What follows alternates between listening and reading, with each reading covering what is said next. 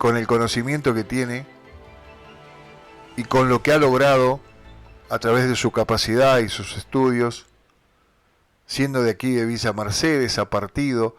Y entonces es ahí donde paro y digo, no, yo quiero saber, como quiere saber usted que está escuchando del otro lado, y se me va ocurriendo en ese momento cómo llevar la entrevista adelante. Es hijo de Villa Mercedes, de una familia reconocida. Doctor, tengo que decir, Matías Bailone. Sí, no, yo no me gusta que me digan doctor. ¿Cómo estás? ¿Cómo te va? Buenas tardes, muchas gracias por la invitación. Muchas gracias. Matías, digo doctor porque... Sí, hice el doctorado, pero... Hiciste el doctorado. No me gusta, sí. Está bien. Ahí está otro tema. No me gusta porque vos sos un tipo muy humilde, lo conozco por acciones tuyas, pero sos un verdadero doctor, porque para nosotros habitualmente a todos los que son abogados le decimos doctor. Sí.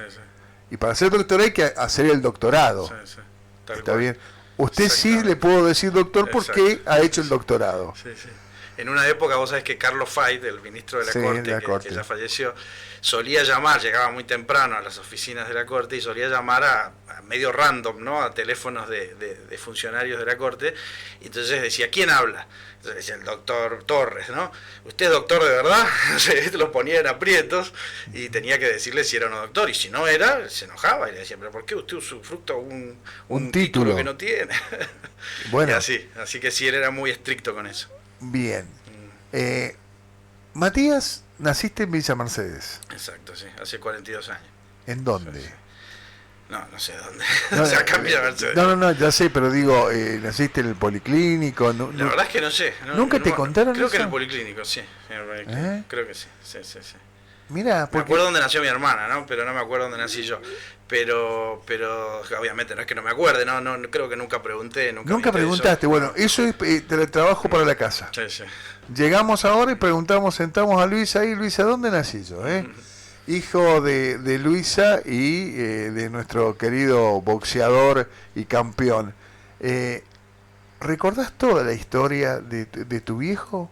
Sí, recordarla lo mismo, como lo del nacimiento. No es que lo recuerde porque yo era muy chico, yo tenía 2 años cuando termina la carrera de mi padre, pero sí por contármela, ¿no? Por haberla leído, por habérmela contado tanta gente que aquí en Villa Mercedes, como bien sabés, lo quieren y lo admiran muchísimo, ¿no? Entonces era siempre escuchar estas historias, ¿no? De boca de él, pero también más te diría de boca de los demás. ¿Hiciste deporte alguna vez? Muy poco y casi nada. Ajá. Sí. ¿Y boxeo nada? Nada, me cuesta mucho todavía hoy, al día de hoy, afrontar ir al gimnasio o hacer algún deporte recreativo, me cuesta muchísimo, no le tengo apego al deporte para nada. A pesar de mi papá y a pesar de mi abuelo, que como sabés era campeón de ciclismo, claro. Entonces, a pesar de todo eso, nunca me ha gustado y además me cuesta muchísimo, como a todo el mundo también, hacer algo de deporte. ¿Sí? No, boxeo me ha interesado siempre leer de boxeo por mi padre y regalarle a él siempre libros de boxeo, leerlo de la literatura sobre boxeo, ¿no? Pero no mucho más que eso. ¿Y fuiste a qué colegio? Al colegio Samo Noventura. Primero a la Vicente Dupuy, a la escuela Vicente Dupuy, y después al Samo Noventura. Sí. ¿Terminaste ahí en Samo Noventura? Ahí, sí, en el 97. ¿Y te fuiste a estudiar a dónde? Después me fui a estudiar a la Universidad Católica de Cuyo en San Luis. Después se fue Verónica, así que estudiamos juntos allá. Y ahí nos recibimos ambos, en San Luis. En San Luis. Sí. ¿Y después? Porque no estaba acá, si no hubiéramos estudiado acá, ¿no? Pero en ese momento, no es como ahora, ¿no? Sí, ahora tenés todas las carreras. Hay muchas opciones. En ese momento, la única opción dentro de la provincia era la católica. Te digo, no me interesaba estudiar en una universidad católica, ¿no? Pero era la única opción que había, ¿viste? O sea, no nos quedaba otra, la Universidad Católica de Cuyo en San Luis, que después puso una sede acá. Y bueno, ahora ya hay muchas más opciones, ¿no? Bien, y tenías decidido qué hacer vos de tu vida. Sí, siempre me gustó el derecho, porque el derecho te da, o pensaba yo en ese momento sin saberlo, ¿no? Ciertas posibilidades vinculadas a las ciencias sociales en general, vinculadas inclusive a lo que a mí siempre me gustó, que es la literatura. Y me acuerdo que cuando una vez vino Alfonsín acá, yo tenía un programa de radio, como te contaba hace un rato, cuando tenía 14 años, y le hice una entrevista. Y me acuerdo que me preguntó él, más o menos, ¿qué vas a estudiar? Y yo le digo que quería estudiar literatura, crítica literaria, que era lo que más me gustaba. Y él me dice, no, estudia Derecho. Me dice, total, después te dedicas a eso, me dice. Te dedicas a hacer lo que quieras, sociología, filosofía, que eran las cosas que me gustaban, pero estudia Derecho, me dice. Te va a dar muchas más opciones. Y bueno, entonces medio que fue esa la opción, ¿no? Porque con mi familia no hay abogados, no hay ninguna vinculación con esto, pero sí... eso de Alfonsín me pegó un poco, porque es una persona que admiro y admiraba muchísimo en ese momento, y bueno, esas palabras y más cosas que fui leyendo, ¿viste? Me fueron llevando a eso. O sea. Un gran abogado y era radical. Y era radical. Me lo dijo recién el entrevistado anterior. Ah, mira, Alfonsín, para Alfonsín. No, por vos. Ah, por mí. Porque me dijo, ¿viene Matías Bailone? Sí, le digo. Dice, un gran abogado y era radical, dice. Porque él es radical, claro. Jorge Lucero. Jorge Lucero. Entonces, sí, yo llegué a ser secretario de actas de... hace muchísimos años, ¿no? Secretario de actas, yo ni siquiera estaba recibido de abogado todavía. Secretario de actas de la Convención Provincial de la UCR. Sí. Estoy hablando año 97, 98, 96. Y acompañando a tu mamá, que... Acompañando a mi mamá, a la militancia de mi abuelo, de Miguel Ceruti, que era, bueno, era un dirigente radical y había sido convencional del partido a nivel nacional. Y también por mis lecturas, digamos, así como me decidí por el derecho leyendo cosas, ¿viste? Así también me decidí en su momento por... investigar la historia de Irigoyen, de Alem, son personajes que siempre me llamaron la atención y me convocaban el entusiasmo, ¿no? Entonces me hice muy amigo en ese momento, estoy hablando de años 90, de José Mellano, ¿te acuerdas de Pepe Mellano? Un gran historiador de Villa Mercedes que nunca se lo recuerda lo suficiente ni se lo homenajea lo suficiente, era un gran historiador, ¿no? Yo creo, y aunque lo conocí, los quise ambos, mucho más grande que Tello Cornejo, ¿no? Y aunque también le tenía mucho afecto a Tello, ¿no? Pero para mí Mellano fue mucho menos, ¿viste? Vinculado a esta cosa del barrio estación, el centro de estación, ¿viste? Sí, pero Mellano era un gran historiador radical, también radical, como sabes, y entonces con él me prestó muchos libros, después de él cuando falleció me dejó muchos libros de la historia del radicalismo y apuntes que le había juntado de la historia del radicalismo de San Luis, lo que vinculaba a esa búsqueda histórica a la historia de mi abuelo, ¿viste? De cómo mis abuelos habían fundado ahí a la vuelta de la bicicletería el comité departamental de la UCR en la época de Ilia, ¿viste? Entonces, ¿sigue ahí? Y sigue ahí, claro. No sé si sigue ahí, yo no he perdido contacto con eso, pero supongo que sí. Ahora está la plaza que lleva el nombre de Vero al frente, así que si yo cuando voy a la plaza, voy ahí a ver la plaza. Pero la verdad es que sí, tanto Vero como yo nos criamos un poco en ese... Hay una foto hermosa de Vero con Alfonsín, no esta vez que yo recuerdo, sino mucho antes, cuando Alfonsín era en la campaña de Alfonsín. No, en la campaña de Alfonsín no, porque habrá 83 sido... campaña. Claro, no, Vero nació en el 83. Esto habrá sido en el 89, cuando Alfonsín se iba, una vez que pasó por acá. Alfonsín era mala palabra en ese momento, como recordarás, en el 89, sí. Pero hizo un pequeño acto muy modesto para los vecinos, te diría, ahí en ese lugar.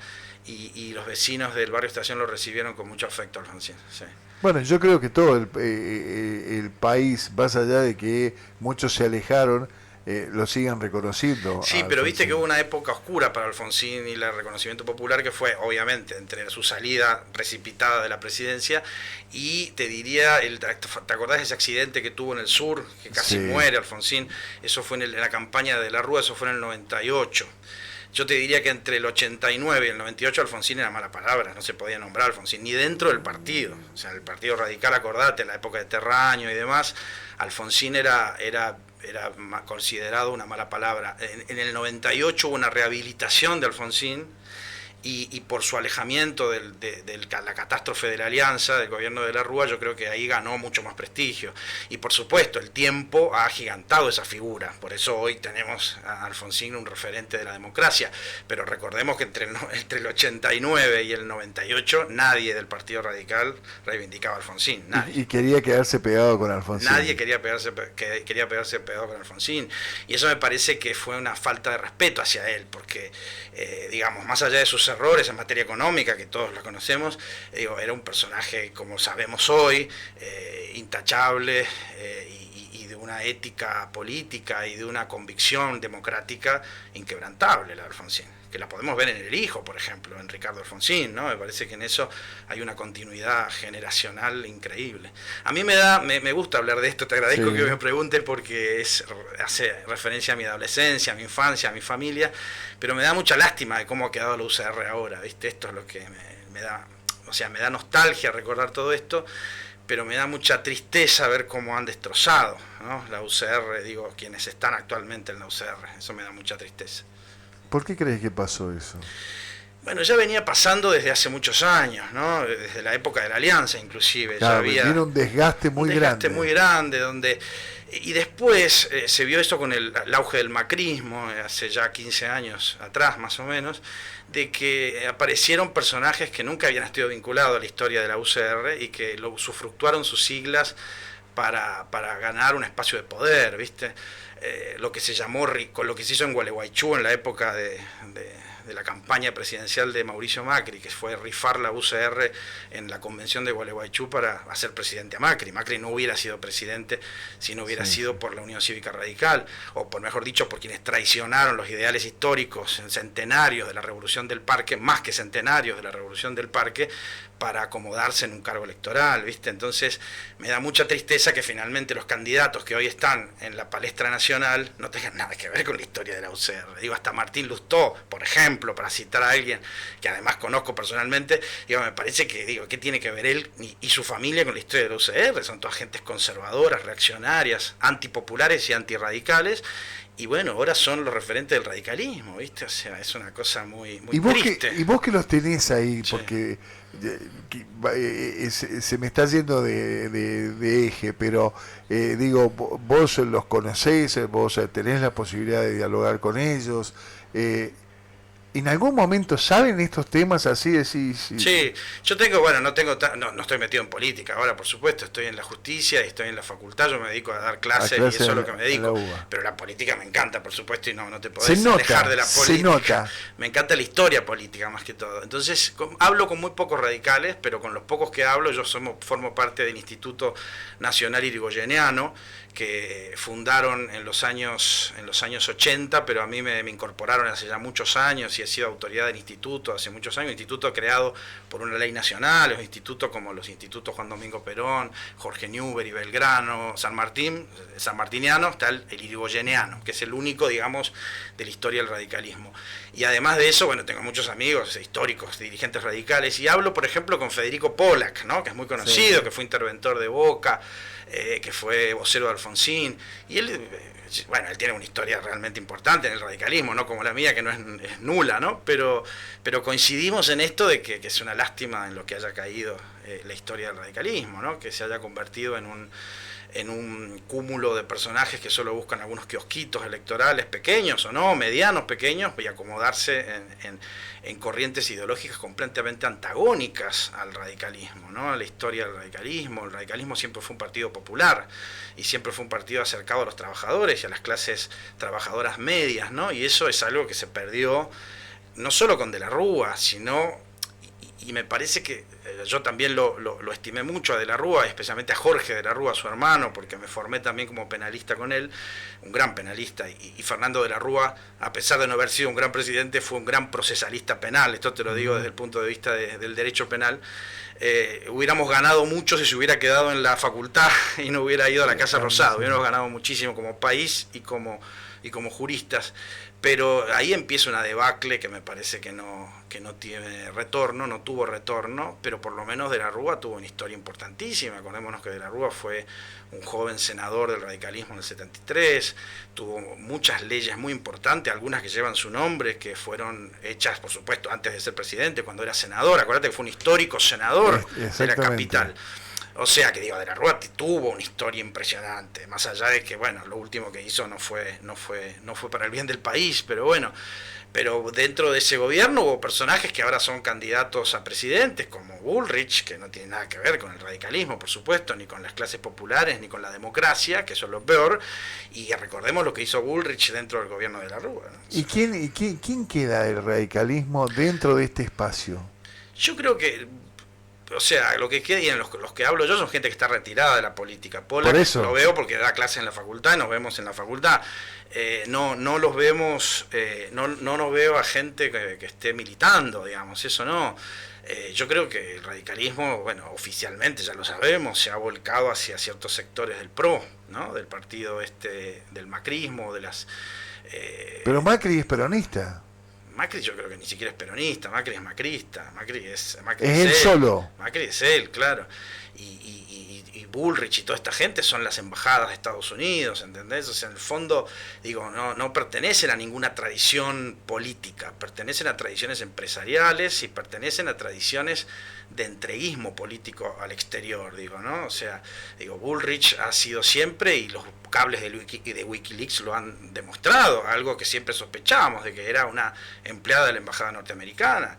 Y bueno, eso ya se sabe, ella misma lo ha declarado, ella misma lo dice alegremente. Entonces digo, el macrismo y todos sus epifenómenos no son, digamos, miembros de ningún partido político, son miembros de una casta de entregadores del país y de comerciantes y de mercaderes que, bueno, lo que hacen es destruir la soberanía, destruir los principios democráticos, destruir el Estado de Derecho, que es lo que hizo Macri en los 4 años, ¿no? Entonces me parece que el radicalismo, que ha sido baluarte de la reforma universitaria, después para que las cosas que dice Bullrich sobre la universidad, ¿no? O, por ejemplo, el vicecandidato a vicepresidente de Larreta, que no le importó no solamente reprimir salvaje y bestialmente a los pueblos originarios en Jujuy, sino además entrar y violar la soberanía universitaria, la autonomía universitaria, algo que el radicalismo ha sido su bandera histórica, ¿no? Entonces me parece que es muy triste todo eso, ¿no? Es muy triste, pero bueno, no tenemos que confundirnos, no son radicales. Entonces no es que el radicalismo haya acabado su ciclo histórico. Han acabado su ciclo histórico estos personajes, me parece. Y bueno, ya vendrán nuevas generaciones que puedan reflotar esos pensamientos, ¿no? ¿Qué compramos en el interior y qué es la realidad de la capital? Porque yo te escucho y cuando hablo con colegas de Buenos Aires, y cuando alguna vez en otra ocasión me ha tocado cubrir alguna cuestión en Buenos Aires, lo que pasa en Buenos Aires es distinto a lo que vemos en el interior.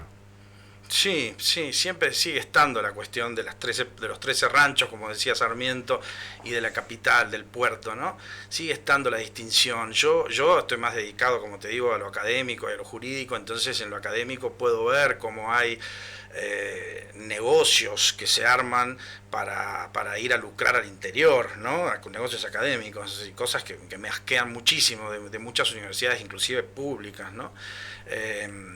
Y eso me parece terrible. Digo, la realidad entre el interior y la capital sigue siendo una dicotomía amplia, ¿no? Profunda, ¿no? Y me parece que hay que buscar un federalismo más cierto y más certero y más acostumbrado a estos tiempos, ¿no? Estos tiempos en donde hasta el comercio minorista se ejerce, ¿no? Vinculado con entregas desde la capital, ¿no?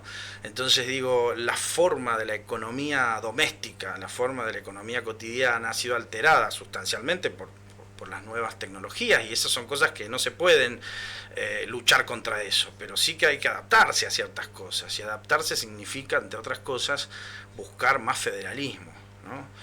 Después nos damos cuenta de que la figura del presidente de la nación actualmente, como está no solo diseñada por la reforma constitucional, sino como sucede en la realidad, es una figura con bastante poco peso específico, ¿no? O sea, los gobernadores y la junta de gobernadores, digamos, que no existe como tal, pero que existió en el 2001 para determinar quiénes seguían el rumbo presidencial, tiene o debería tener mucho más peso que el propio presidente. Yo creo que, es un debate mucho más largo y mucho más profundo, ¿no? Pero deberíamos ir hacia formas de federalismo como las del Brasil o como la de México, que son formas de federalismo reales, certeras y que funcionan, ¿no? Con muchos defectos, por supuesto, pero funcionan mejor que nosotros, claro. Has leído muchísimo. ¿Y no, me gusta leer. Sí. Te gusta leer, sí. Pero digo, ¿quién te llevó a la lectura? ¿Quién te incentivó la lectura? Mi papá lee mucho, mi papá lee muchísimo y creo que verlo leer es lo que me llevó.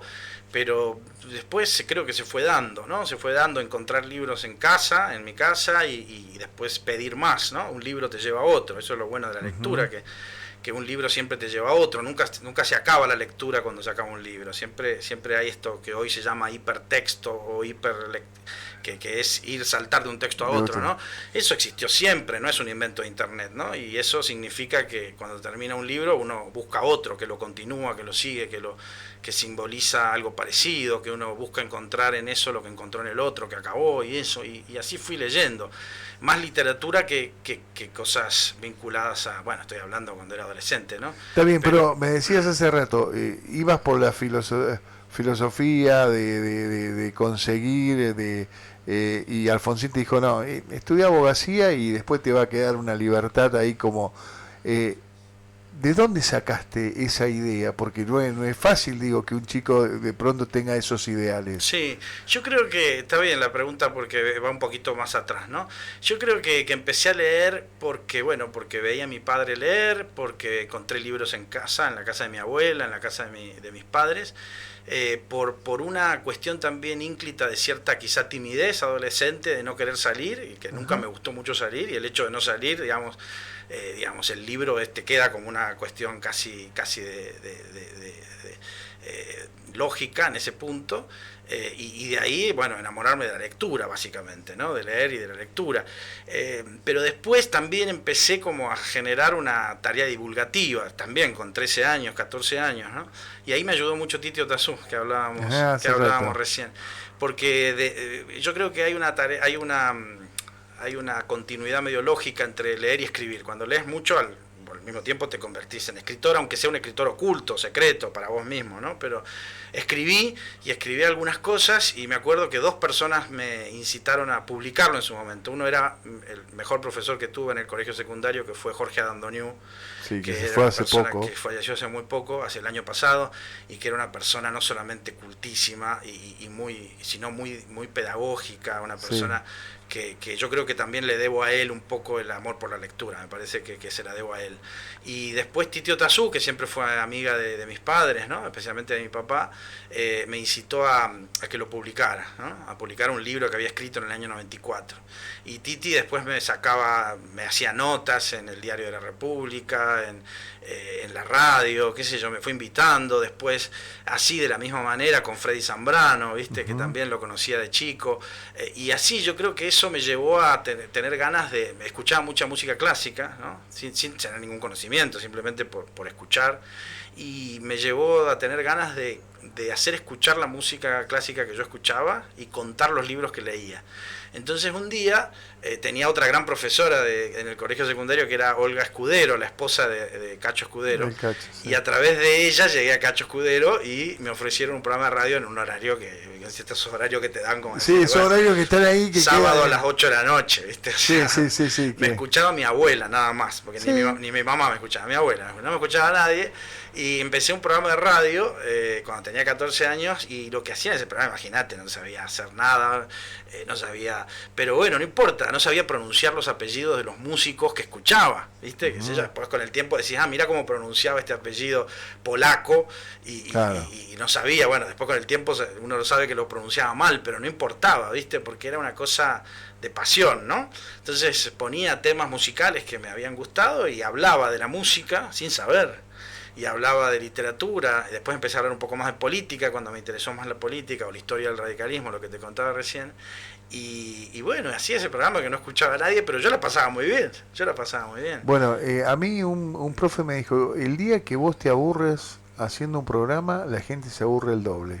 Y el día que vos te entretenés, la pasás bien, la gente la pasa el doblemente bien que lo estás pasando vos. Exacto. Así que si vos la pasabas bien, el que te estaba escuchando lo estaba pasando bien, indudablemente. Sí. Bueno, por lo menos el operador me escuchaba y mi abuela me escuchaba, eso seguro. Eso seguro, eso después estaba. Ya no sabía. Has incursionado en todo esto, ¿no? De la radio, de escribir libros. Cuando decías recién de los historiadores, hoy tenemos, y lo decimos siempre, falta de historia. Nos quejamos de que los jóvenes no investigan, no aman, no quieren la bandera, no quieren lo suyo, no quieren la ciudad, pero me parece que también hay una cuestión nuestra que no hemos dejado para que conozcan. Y eso pasa por no tener la historia. Nadie ama lo que no conoce. Exactamente. Yo me acuerdo cuando empecé ese programa de radio, empecé con música clásica porque me empezó a gustar mucho, como me sigue gustando hasta el día de hoy. Cada vez que puedo voy al Teatro Colón, tengo abono, qué sé yo. Pero también me empecé a dar cuenta que me gustaba muchísimo el folclore y el tango. Que eso, bueno, de ahí viene también de mi papá, por supuesto, y de mi abuelo. Entonces, y así vos sabés que en esa época empecé, estoy hablando año 95, 94, 93, no sé si te acordás de los chicos que se llamaban Magaldi Pela. Sí, Magaldi Pela. Me acuerdo que los invité al programa, ponía los temas que ellos sacaban, al propio Sapo Ávila, que falleció hace poquito, sí. ¿no? Al Sapo, a estos chicos, a Jorge Altamirano, ¿te acordás? Sí, Jorge estuvo en Merlo. Estuvo en Merlo, que hizo un disco maravilloso sobre Agüero. Ahí lo conocía un gran amigo mío como es Jorge Leguizamón, que había recitado un poema en ese disco sobre Agüero, que es maravilloso ese disco sobre Agüero, y no se lo conoce mucho. Y me acuerdo que le hice una entrevista a Altamirano, que puse, o sea que no me quedé con la música clásica, sino que empecé a pensar un poco en la música de San Luis y en la historia de San Luis. Empecé a entrevistar a Mellano, a Tello Cornejo, en San Luis a Furcade, que ya también, falleció, el padre del juez federal, el profesor Hugo Arnaldo Furcade, un gran historiador de San Luis, un tipo con una pluma maravillosa, escribía muy bien, muy conservador para mi gusto, pero era un tipo excelente, muy culto, fue director del Colegio Nacional. Exactamente, en San Luis. Pringles, y trajo por ahí por Juan Llerena, ha ido dejando también sus libros. Y lo conoció Agüero, o sea, es que inclusive sacó un libro antes creo que es un libro póstumo que hizo, sobre Agüero, que vos sabés que no se consigue, se lo he dicho al hijo, que es amigo mío, se lo he dicho a la familia, que lo publiquen, porque la verdad es que se pierde. Se pierde, porque no hay muchas cosas sobre Agüero buenas, y Agüero es para mí un peso pesado de la poesía del país y de América Latina, del habla hispana. Soy muy fanático de Agüero, de Polo Bodirrojo. Lo fui a visitar a Polo Bodirrojo, a su casa en Córdoba, y donde la patria no alcanza, etcétera. Y bueno, empecé a entrevistar y a hacer como una micro, o sea, empecé con la música clásica, ¿viste? Pero me di cuenta de esto que decís vos, que faltaba en mis contemporáneos, en los chicos de 14 años, aprender un poquito la historia de Mercedes, de San Luis, de Cuyo, pero también de la literatura, de Agüero, de Polo Bodirrojo, de Berta Elena Vidal de Batini, etcétera, etcétera. Y empecé a hacer ese recorrido, ¿viste? Me acuerdo de un poeta luquino de San Luis que falleció, bueno, qué sé yo, me acuerdo de muchas cosas, inclusive de la hija de ¿cómo se llamaba? Montiveros, de María Delia Gatica de Montiveros, la hija falleció hace poquito, Perla Montiveros de Moyo, no sé si la conociste, excelente, vivía una gran escritora, pero ante todo una gran investigadora de literatura, que era lo que había hecho la madre, porque la madre, María Delia Gatica de Montiveros, había investigado el habla popular de San Luis, había investigado el habla popular de la provincia, etcétera, y la hija, muchísimas décadas después, había continuado eso con mucha más profesionalismo. La hija había estudiado en Francia, y con ella también empecé a hacer cosas, con Perla Montivero de Moyo, y bueno, ahora me estoy acordando de un montón de cosas. ¿Qué memoria que tenés? Y sí, porque son cosas de la infancia, viste que uno se acuerda mucho de la infancia y adolescencia, como son cosas mías de esa época, me acuerdo perfecto. Me preguntás ahora de capaz que de 10 años atrás y me acuerdo menos, pero lo que sí me parece, y contestándote tu pregunta, sí, que faltaba en ese momento, y ahora me parece que mucho más. Falta mucho más. Falta muchísimo esto de la formación en la historia local. ¿Y sabés qué es lo peor? Que se nos están yendo. Sí, sí. Y se están yendo esas mentes con toda esa historia y no la estamos reproduciendo ni la estamos escribiendo en ningún lado. Entonces no nos está quedando. Es una lástima. Jerónimo Castillo, no sé si te acordás también. Bueno, Héctor Pablo Oso, la que vive. Pablo, sí, bueno, Pablo. Pero digo, Dando News fue una pérdida tremenda para Villa Mercedes. Y yo creo que Mercedes nunca lo aprovechó lo suficiente. Nunca. Y nadie es profeta en su tierra. Sí. Te fuiste a Buenos Aires. Y en Buenos Aires realizaste doctorado, hoy sos profesor de la UBA, sí. Y estuviste al lado de una de las figuras del derecho en Latinoamérica más importante, que es Zaffaroni. Exacto. Sí. Alguien me dijo una vez, es la mano derecha de Zaffaroni. Sí. Y me contaron cómo estabas trabajando, un colega. ¿Y cómo fue trabajar al lado de...? Bueno, sigo trabajando en lo académico, por supuesto no en la Corte, ya dejó la Corte Suprema y la Corte Interamericana también, pero fue muy importante para mí, fue muy importante. ¿Cómo llegaste? Importante. A través de Ruth Mesano, mi amiga Ruth Mesano, Ajá. es amiga de Raúl. Ruth Mesano, ¿sabes qué? Ruth Sí, Gutiérrez sí, de sí, Mesano, sí. una gran amiga mía que de acá de Mercedes, como sabes, y que ella era amiga de Raúl de cuando Raúl Zaffaroni vivía acá en Mercedes, como Claro. sabes. Él fue juez, su primer cargo de juez en en la vida, se tenía 22 años creo, fue acá en Villa Mercedes, fue juez de la Cámara del Crimen de Mercedes en el año 68, 67. Y después, y acá se queda varios años, ¿no? Inclusive cuando estudia en Alemania, él se va desde Villa Mercedes, desde acá se va a Alemania, a hacer Alemania. todo su... No lo conocía nadie a Zaffaroni en ese momento, No, un no, joven de no, no. 22 años, ¿entendés? 23 años, y no tenía nada publicado, de hecho sus grandes tratados los escribe acá. Él, como siempre se acuerda, los escribía en el bar Lavalle, existía el Lavalle, por Sí. supuesto, Que todavía que existe. todavía existe, aunque creo que no tiene el mismo nombre, pero... No, no, sí, pero le han puesto es la Valle. Claro. ¿Me entendés? Bueno, él se acuerda de las mesas de Lavalle, que ya no creo que sean las mismas. Son las mismas. O son las mismas. Son Bueno, las mismas. ahí escribió su famoso tratado de Derecho Penal con el que generaciones enteras de latinoamericanos y de españoles hemos estudiado Derecho Penal. O sea, salió de acá, de Villa Mercedes. Una vez vinimos a un honoris causa que le hizo José Ricardo cuando Ricardo era rector de la universidad y se lo dieron acá en la ruta, ¿no? En la FICES, y él recordó eso, recordó la historia de todos los amigos como bueno, tantos amigos que algunos ya no están, por supuesto, pero amigos de acá de Villa Mercedes que conoció en su época de juez de acá, ¿no? De juez acá. Después fue procurador de la provincia de San Luis en el gobierno de Adre, en el año 73, y ahí se muda a la ciudad de San Luis, ¿no? Y después ya se vuelve a Capital antes de la dictadura. Pero él era Él es de Buenos de Aires, Buenos sí, Aires. sí, fue una casualidad del destino que viniera acá, porque esto me lo ha contado varias veces, ¿no? Él sale de la Universidad de Buenos Aires, en ese momento estaba cerrado el doctorado, no puede cursar el doctorado, estamos hablando de Onganiato, ¿viste? Las dictaduras.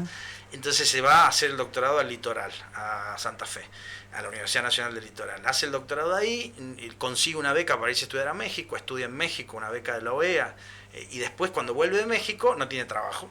Y a través de un amigo de La Plata, además, le dicen que acá en Villa Mercedes había un cargo para juez. En ese momento no se concursaba, como sabés, no existía Consejo de Magistratura, nada. Sí. Entonces había un cargo pendiente para juez penal que tenían que buscar a alguien de afuera, porque había un problema acá en Mercedes, que no podían nombrar a nadie ni de San Luis ni de Mercedes. No me acuerdo ya cuál era el problema que había habido en ese momento. Entonces tienen que traer a alguien de afuera, y especialmente a alguien joven, como sin historia, ¿no? Alguien manipulable, me parece que esta era querían a alguien así. Esa era la palabra, Esa era la alguien que palabra. pudieran manejarlo. Exactamente, creo que era algo así. Y bueno, y traen y así empieza su carrera. Por eso viene a Villa Mercedes. Claro, viene porque le dicen hay un cargo de juez. Y allá, bueno, voy allá. y con 20 y algo de años ser juez de una cámara penal era muy importante, ¿no? ¿Y cómo llegás vos a él? ¿Por Ruth de Mesano? Por Ruth y por haber leído muchos de sus libros. A mí, cuando empiezo a leer, en la época de cuando Alfonsín me dice eso, empiezo a leer textos de derecho penal, de derecho.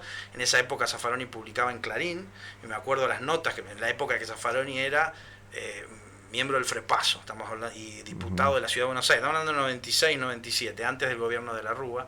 Y me acuerdo que varias veces le dije a Jorge de la Rúa, que lo conocía a través de Fernando y Jorge, a través de mi mamá, y de Rafael Pascual, de amigos de Línea Nacional, de que quería conocer a Zaffaroni, porque lo admiraba. Bueno, y así a través de Jorge de la Rúa consigo el contacto de Zaffaroni, después Ruth, etc.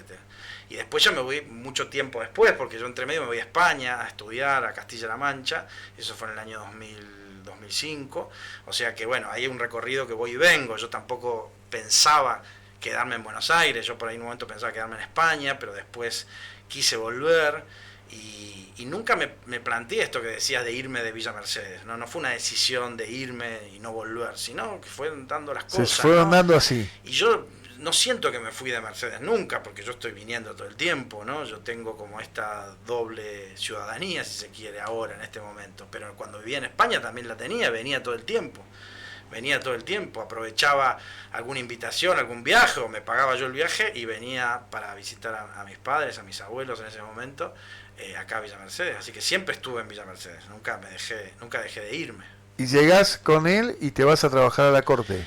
Llego, me voy a España, después cuando vengo de España me voy a trabajar a la Corte, a dirigir el Instituto de Investigaciones de la Corte Suprema, que se crea en ese momento, en el año 2009, y ahí ya entro en la Corte. Después trabajo en la vocalía de él, después trabajo en la Secretaría Penal, en la Casación, bueno, y ahí me quedo ya vinculado a la cuestión penal y criminológica. Pero también en ese mismo momento, año 2008, 2007, yo participo de varios, a través de mis amigos de penalistas de España y del propio Zaffaroni, de muchos proyectos de reforma penal que hay en la región. Entonces empiezo a viajar mucho por América Latina, que no lo he parado hasta el día de hoy. Yo estoy viajando todo el tiempo, aunque ahora con la pandemia, a partir de la pandemia, muchas cosas se convirtieron en virtuales, ¿no? Pero entonces empiezo a ir mucho a Ecuador, a Bolivia, a Chile. Bueno, de hecho, mi ex mujer es chilena, así que también ahí en Chile me terminé por casar, digamos. Pero los primeros lugares donde doy clases es en Chile, en el sur de Chile, en Temuco, en Talca, y empiezo a viajar por toda América Latina dando clases, ¿no? Y participando de proyectos de reforma. Y eso me hizo conocer América Latina de otra manera, ¿no? Me dio una amplitud de la idea identitaria latinoamericana muy, muy fuerte, que la tengo todavía hasta hoy, por eso sigo vinculado a todos estos países. Y entonces, como que en esa época, 2009, empecé la tarea jurisdiccional, digamos, en la Corte Suprema, y al mismo tiempo la tarea docente. Y yo te diría que al día de hoy me gusta más la tarea docente. ¿Te gusta la Sí, docencia? más la docencia que lo otro. Pasa que, bueno, de la docencia no se puede vivir, ¿viste? O sea, la docencia es muy mal paga en Argentina. Se complica. Entonces, tengo que hacer lo otro para vivir y la docencia la hago también, por supuesto que también cobro, ¿no? Pero digo, básicamente lo hago como hobby, ¿no? Digamos, como algo que me gusta mucho más. Y yo creo que tiene que ver con esto de hablar en la radio que tenía yo en la adolescencia, ¿no? Yo cuando doy clases, a veces doy clases de 3, 4 horas seguidas, y tengo este gusto por el hablar, casi como si estuviera frente a un micrófono en la radio, una cosa así. Pero es lo mismo, estás frente a un alumnado, un curso, pero para mí es casi una continuidad en algún punto. Sí. ¿Has logrado los objetivos que alguna vez te propusiste? Si es que alguna vez te propusiste un objetivo. No he sido nunca de proponerme objetivos ni de fijarme. La vida se me ha ido dando así como se fue dando, para bien y para mal. Entonces, qué sé yo, la verdad es que nunca me propuse cosas.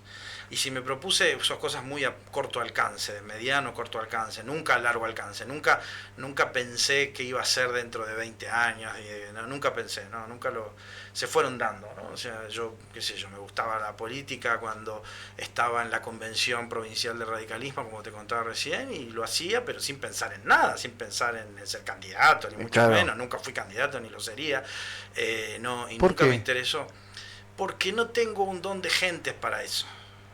Me gusta la historia, me gusta la política muchísimo, pero me gusta estar atrás, ¿no? Me gusta estar atrás inclusive en términos historiográficos, ¿no? Me gusta la historia de la política, ¿no? Más que la política del día a día. Qué sé yo, me gustó mucho ayudar a mi mamá cuando era candidata a concejal en la época de los 90, en el 97. Y después a Verónica también con su candidatura y su incursión en la política. Me gustaba ayudarlas a ellas, ¿no? Pero no estar delante, ¿no? No estar delante quizás porque, no sé, me gusta más otro tipo de vinculación con la política, más ideológica y menos comprometida con el día a día, ¿no? Quizás sea eso, no lo sé. Porque, a ver, conocimiento te sobran, postura te sobra, imagen te sobra. Y bueno, mi papá también fue concejal. O sea, no solamente mi mamá y Verónica, sino mi papá también en el 83. O sea que por trayectoria familiar, sí, claro. O sea, pero no sé, nunca me lo planteé, y alguna vez que me lo han planteado, alguna cosa así, siempre he dicho que no, porque no me interesaba esa... no sé si estoy hecho para eso, qué sé yo veía el compromiso que Verónica puso en la campaña de hace 4 años, y bueno, nada más que admiración y ayudarla, pero yo no hubiera estado capacitado para hacer lo que ella hizo. Entonces no creo que esté a ese nivel, no estoy a esa altura. Porque una cosa es saber y otra cosa es hacer, ¿no? Son dos cosas distintas, ¿no? Sí. Digo, uno puede saber muchísimo de política, pero puede ser un pésimo político, digo, y así hay casos emblemáticos en la historia en general. Yo ahora estoy contando, bueno, sin ir más lejos, el caso de Grabois, ¿no? Que es un chico muy preparado intelectualmente, pero bueno, nada más que eso, ¿no? O el caso de los gente de Podemos en España, Pablo Iglesias, Íñigo Errejón, chicos que tienen libros escritos que vos los lees y decís, ¿cuánto saben de política esta gente? Pero cuando les tocó hacer política estar no ahí, supieron hacerla, ¿entendés? O sea, no es lo mismo saber que hacer. Y yo creo que, yo tampoco me considero que sé mucho, pero si algo sé, no sé si lo sé hacer, ¿viste? Me parece que es otra cosa. tenemos tenés la teoría, pero te falta llegar a la práctica y... La práctica, el carisma que de Verónica, por ejemplo, es algo que yo no tengo, ni lo voy a tener nunca, ni aún esforzándome muchísimo. Entonces digo, carisma, práctica, compromiso, todas cosas que yo vi en Verónica de un modo notable y paradigmático, yo no las tengo, ni no las puedo tener, y no las quiero tener tampoco. Muchas veces la nombraste. ¿Estás orgullosa de tu hermana? Totalmente, muchísimo, siempre lo estuve. Ahora el 19 de agosto cumple 40 años. Uh-huh. Y me acuerdo de ese día. Y eso, sí. Así que sí, es muy fuerte. Sí. Yo no la había nombrado. Y la nombraste varias veces. Entonces, por eso lo toqué. No, yo muy orgulloso siempre, por todo lo que hizo siempre. Aunque ella decía que estaba orgullosa de mí, pero... Sí, los hermanos son así, ¿viste? Sí, pero no era así, en realidad era yo el orgulloso de ella. Y bueno... Vos sos el más grande. Sí, 3 años de diferencia. Yo tenía 3 años, hace 40 años cuando nació. Y todo lo que hizo siempre lo hizo maravillosamente. Y bueno, ahora lo vemos en Lisandro, que es una maravilla de ser humano. Y eso es Verónica, así que así. El Lisandro que ocupa hoy ese lugar, nadie va a poder ocupar ese lugar, pero Lisandro indudablemente es quien está. Yo hablo con tu viejo y bueno, les ha dado esa vida, ¿no? Sí, a sí. todos. Esta sobrevida para nosotros, pero para él es vida, ¿viste? Y es la vida que tiene que ser lo más plena posible. Y que lo va a hacer, estoy seguro de eso, y ya lo es ahora, a pesar de esta ausencia irremediable y terrible.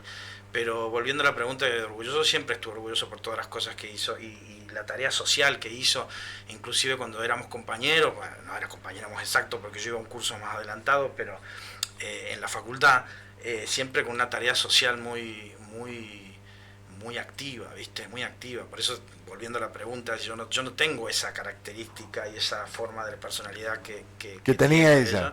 Y que ella lo manifestaba en todo, en su militancia de la amistad, en su militancia de lo humano. ¿La acompañaste alguna vez en las caminatas esas que sí, hacía en los barrios? Sí. No siempre, porque en esa época yo no podía venir mucho, estaba con muchos viajes. Yo me acuerdo cuando el día que ella ganó la elección, que ganaron la elección hace 4 años, yo estaba en España, estaba en un congreso en España, y me acuerdo que el resultado se supo, yo estaba conectado en internet desde el avión que venía desde Madrid, y ahí me enteré y ahí pude compartir lo que vivían ellos, mis papás, digo, y Verónica acá. No pude, pero sí, la acompañé en muchos actos, a muchos actos. Porque ella generaba una cosa increíble. De la campaña anterior también, de la campaña de los 4 años anteriores también, en actos políticos acá en Mercedes, en cursos de formación, que a mí me encantaba eso, porque me decía, yo también considero esta idea de que la política también tiene que ser formativa, ¿viste? Política no es solo militar en una campaña electoral, no es solo militar por un cargo, política es hacer política todo el tiempo, y política todo el tiempo significa formar a los cuadros políticos. Entonces yo me acuerdo que conseguimos que Norberto Galazo y que grandes historiadores de Buenos Aires le dieran charlas al grupo de la 25 que había creado Verónica con varios chicos de acá, y que era un grupo que yo estaba fascinado con ellos, con Verónica y con lo que Verónica hizo con ellos acá, porque era lo que yo siempre quise hacer en los 90, o sea, era lo que pasa, que yo desde un lugar mucho más solitario, por supuesto, pero ella lo logró hacer de un modo muy exitoso, me parece, ¿no? Y formarse, ¿no? Formarse en esto de hacer tarea social todo el tiempo, pero formarse, leer libros de política, ¿entendés? Leer y estar al tanto de las discusiones a nivel también internacional, porque hacer política en una ciudad tampoco es quedarse aislado del mundo, ¿no? Claro, no es que somos nosotros nada más, somos y estamos una isla, claro. y digamos, hay que estar al tanto de lo que pasa en el mundo, y Verónica era muy formada y leía todo el tiempo, y las lecturas las hacíamos en forma conjunta, léete este artículo, léete este otro, y así pasarse textos que nos parecían interesantes en este punto, ¿no? Perdimos mucho, ¿no? Y sí, sí, sí, nosotros perdimos todo. Y la comunidad perdió mucho. Sí, sí, sí, yo ahora estoy... Sí, sí, yo lo hablo de nivel personal, familiar, nosotros perdimos todo, absolutamente todo. Y a nivel, sí, a nivel político creo que sí, es un referente de la concordia política, del diálogo, de la amistad política, ¿no? Erika nunca se peleó con nadie, ¿viste? Claro, era querida por todos. Exacto, sí, sí, se llevaba bien Era, absolutamente con todo, sí, sí, sí. era raro, digo, yo le entrevisté en algunas ocasiones, cuando ella estuvo trabajando en el Congreso de la Nación también, Con Daniel con Pérsico, sí. Daniel Pérsico, y manteníamos y siempre amable, siempre dulce, siempre la palabra justa, no iba al choque. No, Viste que hoy decimos, tenemos que sacar esta grieta, tenemos que tapar la grieta, y se necesita ese tipo de gente que vayan siempre tratando de unir, de armar, pensando diferente, sin desarmar y sin ir al choque. Bueno, sí, con diálogo, ¿viste? Y no disenso, dialogar, tratar de buscar los puntos en común, eso lo podés ver y lo sabés vos mejor que yo, ¿no? Cómo se llevaba bien con todos los concejales de la sí. oposición, ¿no? Y de todos los grupos políticos internos del propio oficialismo, o sea, ¿viste? Y eso eras logrando con un carisma tremendo, gigantesco, con diálogo y llevando siempre, como decís vos, la concordia y la amistad antes y frente a todo, inclusive frente a las cuestiones ideológicas. Eh, ya no me queda mucho tiempo, digo, te agradezco, hemos hablado de todo un poco, te he conocido un poco más, eh, seguramente vamos a tener alguna otra oportunidad para seguir charlando de algunos temas en particular. Eh, Villa Mercedes, ¿qué te ha dejado? De todo, pero no me ha dejado todavía. Yo estoy en Villa Mercedes es parte mía y no siento que se haya roto nada con Villa Mercedes más allá de este dolor tremendo que obviamente sí. García Márquez dice que lo dice en Cien años de soledad, ¿no? De que Sí. uno no es de ningún lado sino hasta que tiene un muerto bajo tierra, ¿no? Y yo lo sentí eso el día que falleció mi abuelo, después mi abuela y mucho, mucho peor ahora, ¿no? O sea que Villa Mercedes, por más que me quiera alejar, que algún día digo, si me quiero alejar, no me puedo alejar nunca porque ya estoy acá, las raíces están acá y ya está acá. Pero bueno, Villa Mercedes es una ciudad que amo muchísimo porque mi abuelo, mis abuelos y mis padres me enseñaron y mi hermana también me enseñaron a quererla mucho y eso es lo que he aprendido. Sí. ¿Y le vas a escribir a Villa Mercedes algo? Eh, ¿Le has escrito? Escribí ese libro en el año 94, escribí Sí. algo sobre Villa Mercedes, escribí algo sobre San Luis. Después, bueno, escribo yo para cosas que le escribo a Verónica y ahí sí hablo mucho de Villa Mercedes, pero son cosas personales o privadas que no quiero, Ah, no la no vas quiero a publicar. No, son cosas mías, ¿no? Son cosas que un poco de autoterapia, pero sí, sí, siempre tengo a Villa Mercedes muy presente, ¿no?